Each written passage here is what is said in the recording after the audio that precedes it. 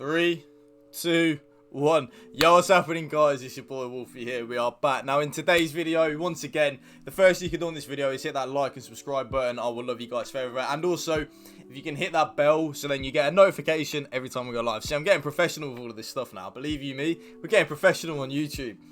But yeah, now in today's video, I do actually have... By the way, I just want to say, actually, before I even start the video, the support that I've been getting recently on YouTube, and like a lot of you guys comment saying that you're really enjoying the content and stuff like that. Honestly, man, thank you. The fact that you're even taking time out of your day while the whole quarantine COVID-19 shit's going on, just to even reply, just to even come and watch my YouTube video and to leave a comment, man, seriously, from the bottom of my heart, I just want to say thank you, because you guys have got no idea how much it actually helps when you guys comment and hit that like button and stuff like that. So seriously, we're nearly at 2k subs. We're at like 1.6k now, I think.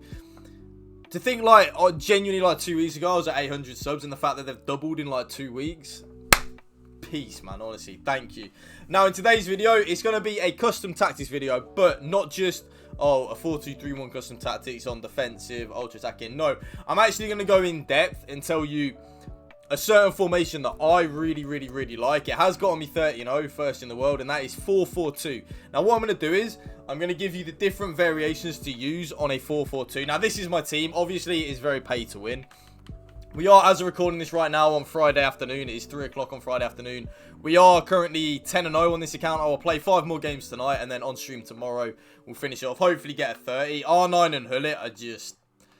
Honestly, words can't describe the fact people have had these cards like day one of FIFA. Yeah.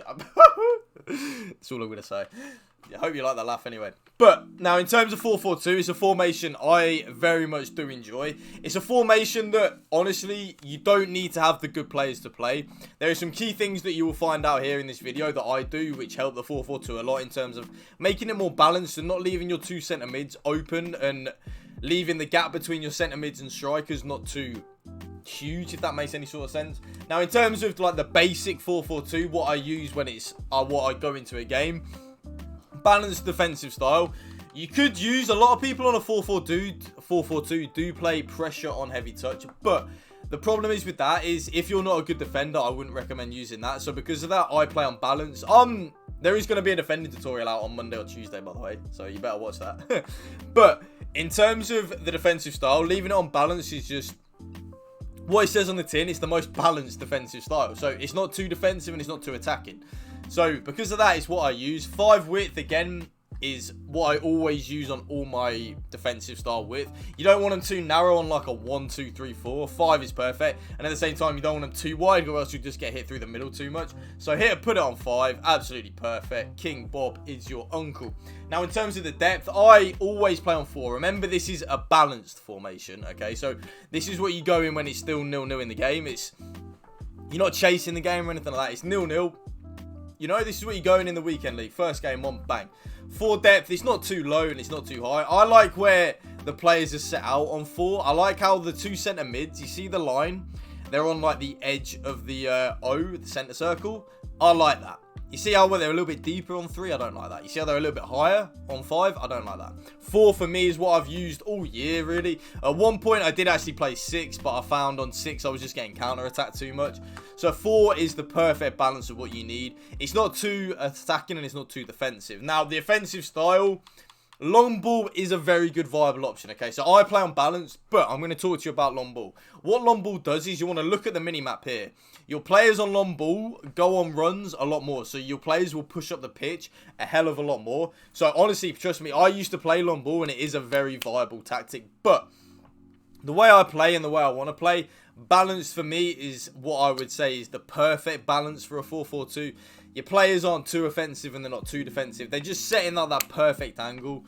So balance for me is what I always play. Now on the width, I up the width actually to 6 when I play a 4-4-2 because, like it says on the tin, the left mid and right mid, I like to keep them quite wide in a 4-4-2 because I've got the 2 strikers which I don't have in a 4-2-3-1.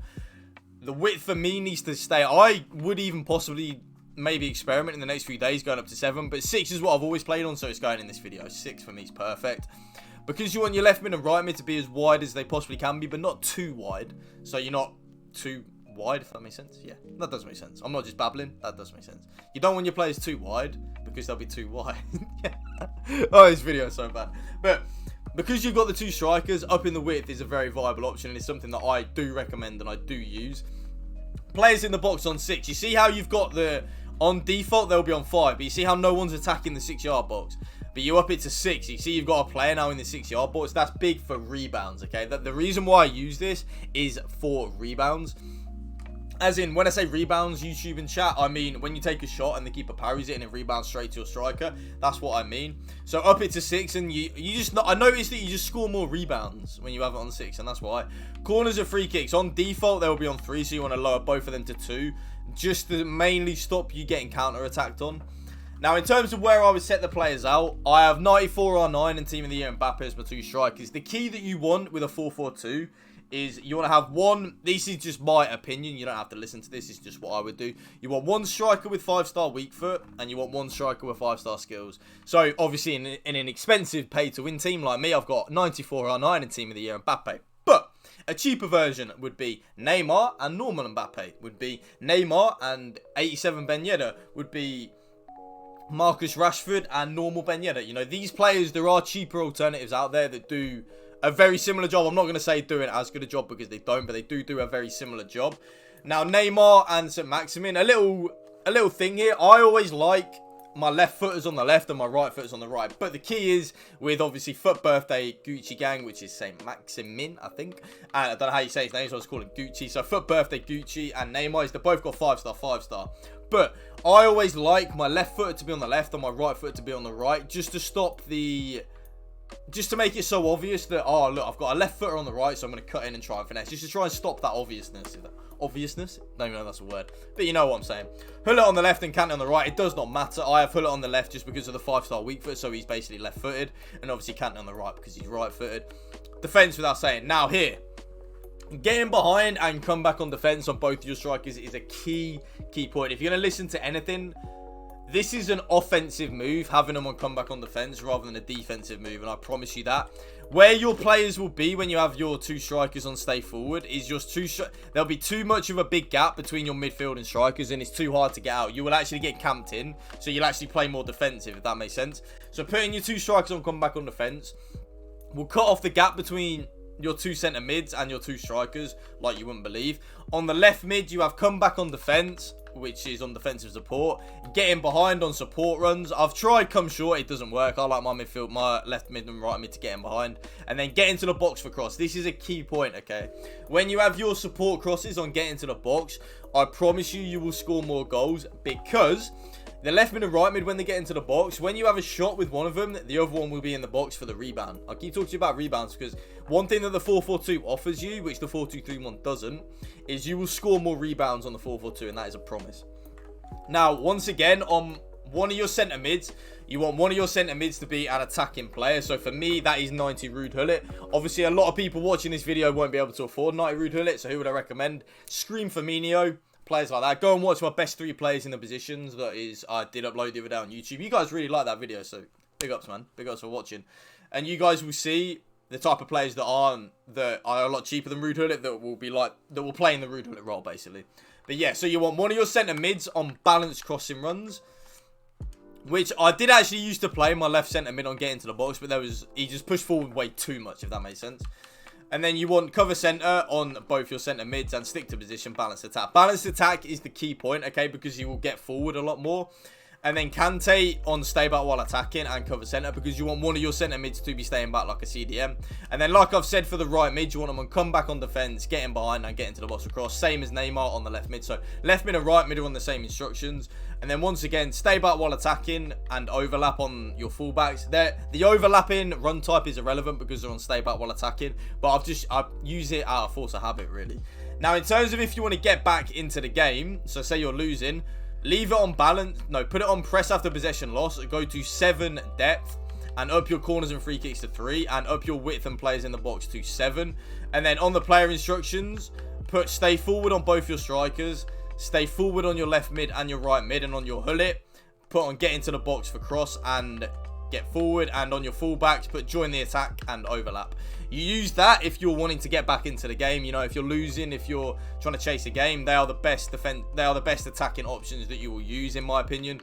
It's what I use, actually, when I'm trying to get back into the game. They are the exact 4-4-2 custom tactics that I use when I'm trying to get back into the game. So I'm not, you know, I'm not chatting bullshit to you. One thing I don't do on YouTube is chat bullshit, believe you me. But press after possession loss is key because it ups your team up the pitch, and they do actually press after the possession is lost. And then to see a game out, I wouldn't see a game out in a 4-4-2, so I'm not going to tell you to see a game out in a 4-4-2. I'd recommend switching to a 4-2-3-1, lowering your balance and depth and all that. I know I've just cut short on the staying on the, like, if you're seeing a game out.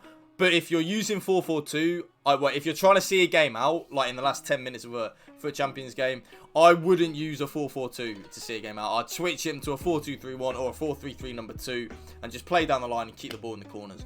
Now, guys, that is going to be the end of the video. If you guys did enjoy this video, excuse me, please hit that like and a subscribe. Let me know in the comment section what type of videos you'd like to see. There will be a defending tutorial going live on either Sunday or Monday. So hopefully you guys really enjoy that. And if you did enjoy this video, like I've already said, hit that like button, hit that subscribe button if you aren't already. And once we get to 2K, Gucci. See you next time. Peace.